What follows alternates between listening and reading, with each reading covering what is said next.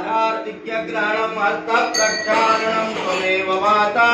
च पिता त्वमेव त्वमेव बन्धो च सखा त्वमेव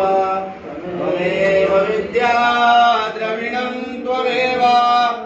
त्वमेव सर्वं मम देव देव नमः पार्वतीपतये महादेव नर्मदे कालहर कंटकहर दुःखहर दारिद्र्यहर बाबा विश्व का कल्याण कर शंख मध्ये स्थितं तु